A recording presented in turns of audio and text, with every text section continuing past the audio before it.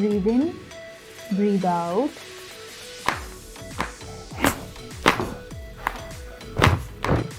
Being a female physiotherapist Pakistan में बहुत ज़्यादा चैलेंजिंग है, बहुत ज़्यादा क्रिटिसिज्म हमें फेस करना पड़ता है। हमारी सोसाइटी में ये चीज़ शायद अनएक्सेप्टेबल है लोगों के लिए कि एक फ़ीमेल कैसे एक मेल को ट्रीट कर सकती है। हमें इस बात से बिल्कुल फ़र्क नहीं पड़ रहा कि वो मेल पेशेंट है या फीमेल पेशेंट है, हमारे लिए वो एक मरीज़ की हैसियत से आता है।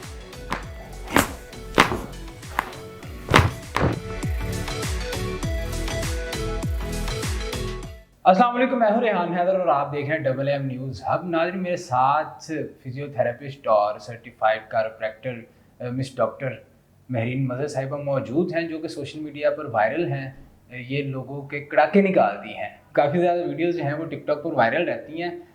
आप देखते हैं कि हमारे माशरे में एक खातून का फिजियोथेरेपिस्ट होना किस किस चैलेंजेस से गुजरना पड़ता है। इस सारे मरहले के लिए इनसे गुफ्तगू करेंगे और इनसे कुछ ऐसी डिजीज़ के बारे में भी जानने की कोशिश करेंगे जिनके लिए लोग अद्वियात तो लेते रहते हैं लेकिन फिजियोथेरेपी की तरफ नहीं आते।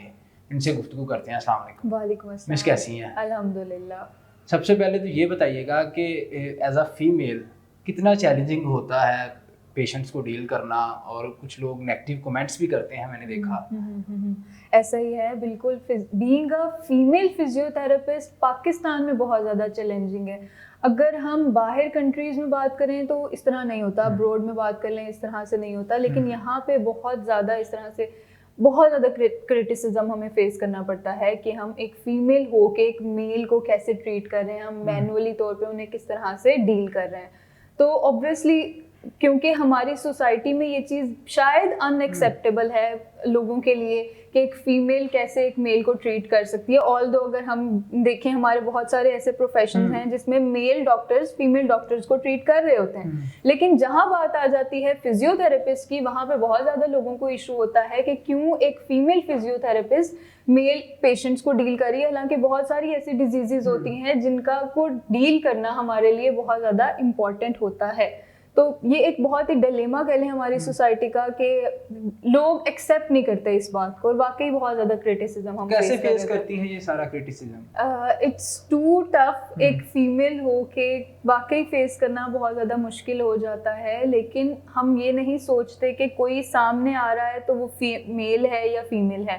जो भी हमारे सामने आते हैं वो एक हमारे पेशेंट के तौर पे हमारे पास आ रहे होते हैं, तो हमें इस बात से बिल्कुल फ़र्क नहीं पड़ रहा कि वो मेल पेशेंट है या फीमेल पेशेंट है। हमारे लिए वो एक मरीज़ की हैसियत से आता है और हम उसे एक मरीज़ की हैसियत से डील करते हैं। तो इसीलिए हमारे लिए मुश्किल नहीं है, और ना ही हमने कभी इस तरह की कोई बात पढ़ी है कि अगर मेल पेशेंट आएगा तो हम उन्हें डील नहीं कर सकते या कुछ भी इस तरह का।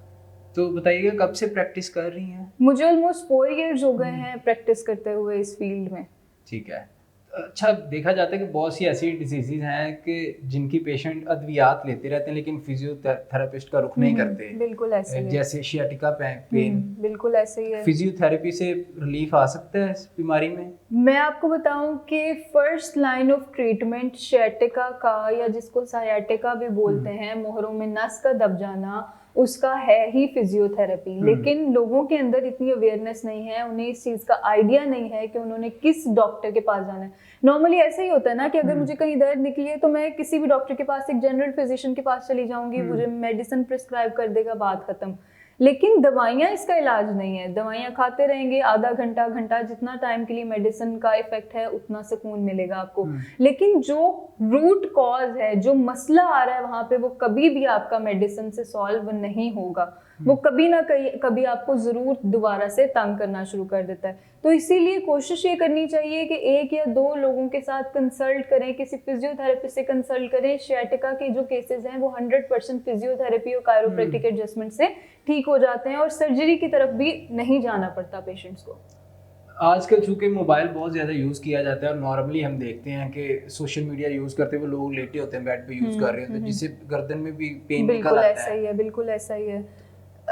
हमारा पोस्चर बहुत मेजर कॉज है हमारी नेक की पेन का। हमारे नेक से रिलेटेड जितने भी इश्यूज आ रहे होते हैं, आजकल लोग बहुत ज़्यादा कंप्लेन करते हैं कि उन्हें माइग्रेन हो रहा है, हेडेक्स हो रहे हैं, आंख में दर्द जारी है, पूरे बाजू में तकलीफ शुरू हो जाती है, हाथों में सुनपन आना शुरू हो जाता है, सो जाते हैं, हाँ हाथ सुन्न हो जाते हैं। तो ये सारे मसले कहीं ना कहीं हमारे पोस्चर रिलेटेड भी होते हैं।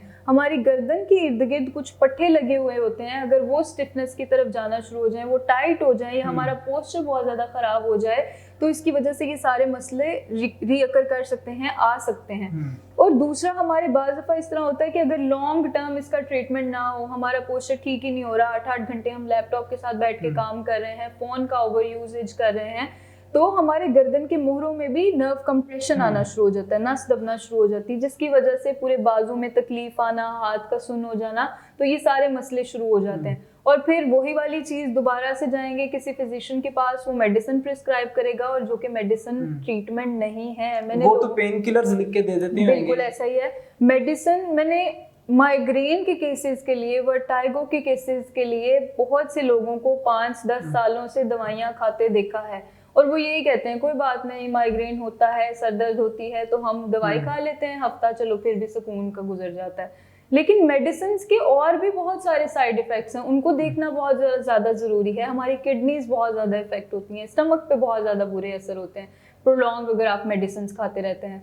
तो मेरी कोशिश यही है लोगों में अवेयरनेस क्रिएट करने की कि बराए मेहरबानी माइग्रेन के लिए जितने भी मस्कुलोस्केलेटल केसेस हैं, उनको फिजियोथेरेपिस्ट को एक बार लाजमी चेक करवा दिया करें। फिजियो आपको खुद ही गाइड कर देगा कि ये केस वो डील कर सकता है या वो डील नहीं कर सकता।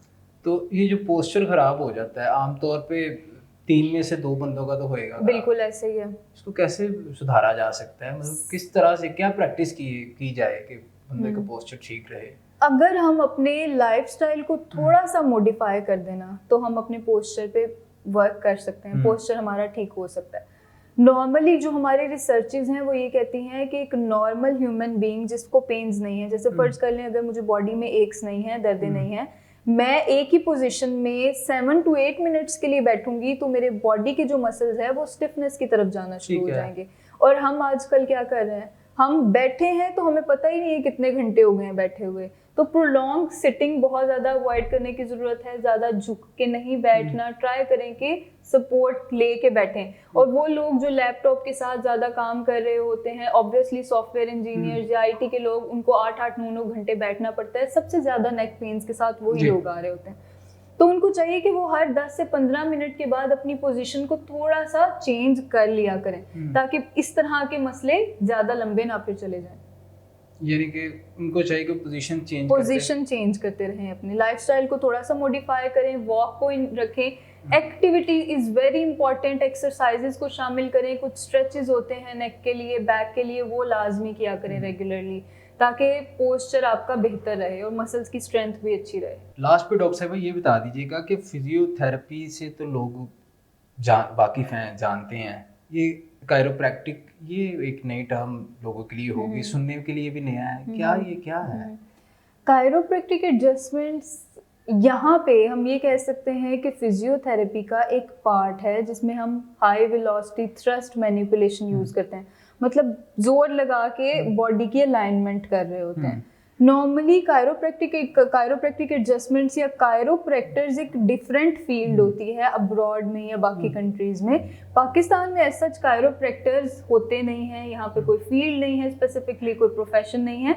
तो इसीलिए जो फिजियोथेरेपिस्ट हैं वो कुछ सर्टेन कोर्सेज करते हैं, बाहर से इंटरनेशनली कोर्सेज करते हैं, उसके बाद वो उन सर्टेन टेक्निक्स के अंदर अपने आप को मास्टर कर लेते हैं और वो फिर परफॉर्म कर रहे होते हैं। होती है फिजियोथेरेपी की ही एक टेक्निक है, ऐसा नहीं है कि ये यहाँ पे कोई सेपरेट चीज़ है या जो भी, लेकिन ऐसा है कि यहाँ पे लोग करते नहीं हैं बहुत ज़्यादा, और स्पेसिफिकली फीमेल्स आपको बहुत कम मिलेंगी जो कायरोप्रैक्टर्स हैं।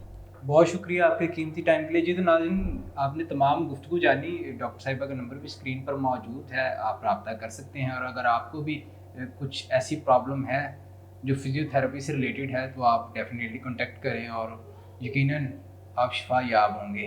अपनी राय से कमेंट सेक्शन में आगाह कीजिएगा। हमें दीजिएगा इजाज़त। अल्लाह हाफ़िज़।